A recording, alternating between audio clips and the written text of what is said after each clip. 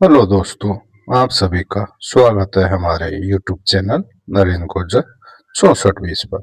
आज फिर एक बार फिर लेके आए हैं आप सभी के लिए आईसीटी के इम्पोर्टेंट क्वेश्चन जो नीट मुख्य परीक्षा 2025 में इम्पोर्टेंट साबित होंगे। तो शुरुआत करते हैं। सबसे पहला क्वेश्चन, शिक्षा में आईसीटी का एक महत्वपूर्ण योगदान क्या है? ऑप्शन ए, शिक्षक के महत्व को कम करना। ऑप्शन बी, निष्क्रिय शिक्षार्थियों को सक्रिय शिक्षार्थी में बदलना। ऑप्शन सी, छात्रों की अनुपस्थिति को बढ़ाना। ऑप्शन डी, केवल अतिरिक्त समय प्रदान करना। तो दोस्तों, इसका राइट आंसर होगा बी, यानी कि निष्क्रिय शिक्षार्थियों को सक्रिय शिक्षार्थी में बदलना। ठीक है। नेक्स्ट क्वेश्चन, निम्नलिखित में से कौन सा आईसीटी का उदाहरण है? A, digital television. B, email. C, robot. D, उपरोक्त सभी। ठीक है, यानी कि आईसीटी सूचना प्रौद्योगिकी का हमारे लिए इम्पोर्टेंट रोल है। जैसे डिजिटल टीवी हो गया, ईमेल के लिए भी होता है, रोबोटिक में भी होता है। तो इसका राइट आंसर होगा उपरोक्त सभी। नेक्स्ट क्वेश्चन, सूचना प्रौद्योगिकी क्या है? यानी कि जो आईटी है वो एक्चुअल में है क्या चीज? ऑप्शन ए, केवल कंप्यूटर का उपयोग करना। Option B, computer software, network और इंटरनेट के माध्यम से जानकारी को स्टोर, प्रोसेस और प्रसारित करना। ऑप्शन सी है मोबाइल चलाना। ऑप्शन डी है इंटरनेट से गेम खेलना। ठीक है दोस्तों, खेलना है। तो इसका राइट आंसर होगा हमारा बी ऑप्शन, यानी कंप्यूटर सॉफ्टवेयर, नेटवर्क और इंटरनेट के माध्यम से जानकारी को स्टोर, प्रोसेस करना और उसको क्या करना, प्रसारित करना। राइट आंसर होगा डी। नेक्स्ट क्वेश्चन, इंटरनेट क्या है? ठीक है, what is internet?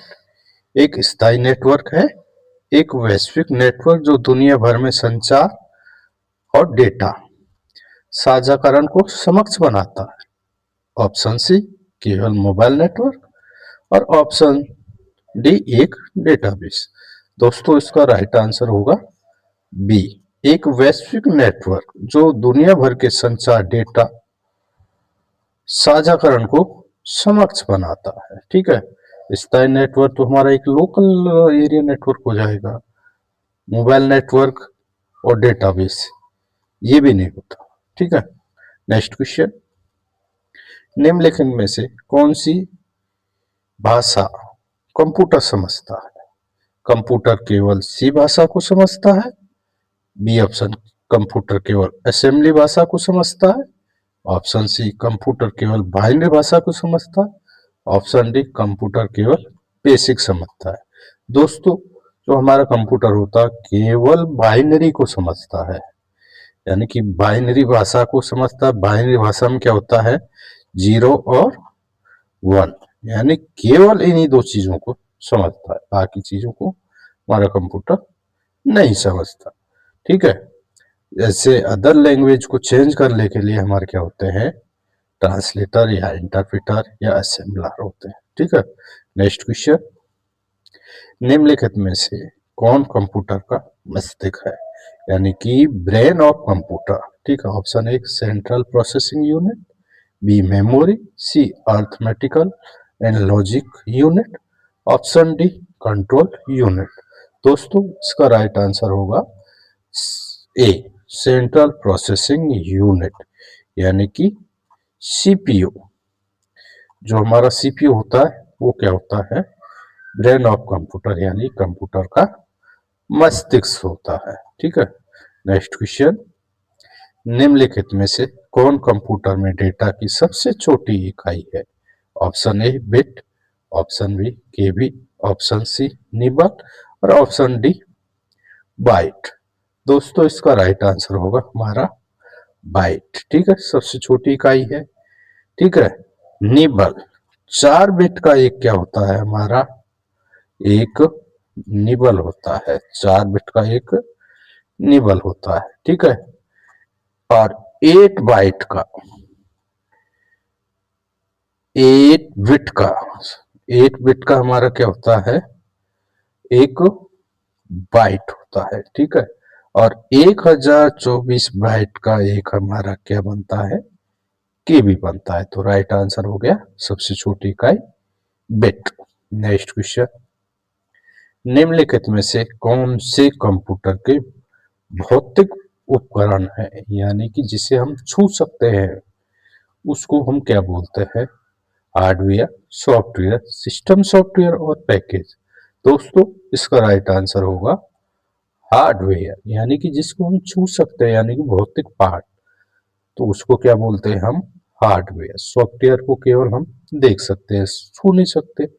System software को छू नहीं सकते, केवल देख सकते हैं। इसी तरह हमारा पैकेज हो गया। नेक्स्ट क्वेश्चन, कंप्यूटर के जनक यानी फादर ऑफ कंप्यूटर किसे कहा जाता है, Alan Turing, option B Charles Babbage, option C Bill Gates, option D Ada Lovelace. तो दोस्तों इसका राइट आंसर होगा फादर ऑफ कंप्यूटर हमारे कौन थे, चार्ल्स बेबेज, ठीक है। एलन ट्यूरिंग तो इन्होंने हमें क्या दिया था, ट्यूनिंग मशीन। बिल गेट्स, ठीक है, बिल गेट्स, ठीक है। और एडा लवरेज, ठीक है, एडा लवरेज ने क्या किया था, यानी कि इन्होंने फर्स्ट प्रोग्राम दिया था। बिल गेट्स क्या है, माइक्रोसॉफ्ट के संस्थापक है, ठीक है। नेक्स्ट क्वेश्चन, इंटरनेट पर किसी फाइल या पेज का पता क्या कहलाता है, यानी कि जो हम ब्राउजर पर सर्च करते हैं कुछ भी डाल, तो उसको क्या बोलते हैं, IP address, MAC address, URL यानी uniform resource locator, option D port number. दोस्तों इसका राइट आंसर होगा हमारा सी, यानी कि यूआरएल, यूनिफॉर्म रिसोर्स लोकेटर, ठीक है। नेक्स्ट क्वेश्चन, स्मार्ट बोर्ड का उपयोग किस लिए किया जाता है, ठीक है। प्रिंटिंग के लिए, डिजिटल शिक्षण के लिए, डाटा स्टोरेज के लिए, इंटरनेट कनेक्शन के लिए। दोस्तों स्मार्ट बोर्ड का क्या काम होता है, डिजिटल शिक्षण का लिए होता है, ठीक है। नेक्स्ट क्वेश्चन, सबसे तेज मेमोरी कौन सी है, रैम, रोम, कैश और हार्ड डिस्क। दोस्तों सबसे तेज रैम जो होती है मेमोरी, वो हमारी कैसे मेमोरी होती है, ठीक है। नेक्स्ट क्वेश्चन पर चलते हैं, एमएस एक्सेल का उपयोग किस लिए किया जाता है, प्रेजेंटेशन के लिए, डेटाबेस के लिए, स्प्रेडशीट के लिए या डिजाइनिंग के लिए। दोस्तों एमएस एक्सेल का उपयोग हम क्या करते हैं, स्प्रेड शीट के लिए करते हैं, ठीक है। पावर पॉइंट पर तो हम क्या करते हैं, प्रेजेंटेशन बनाते हैं।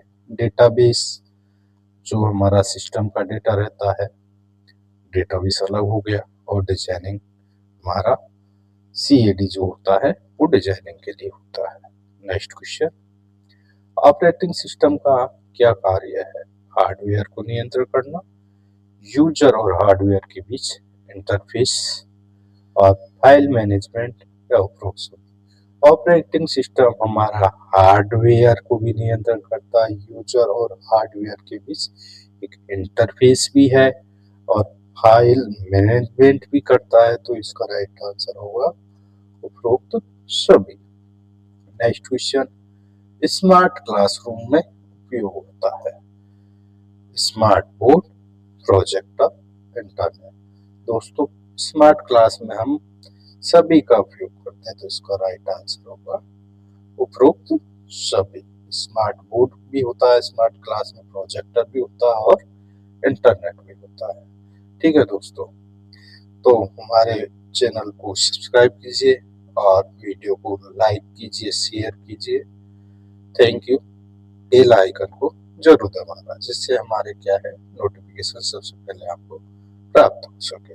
थैंक यू, धन्यवाद वेरी मच।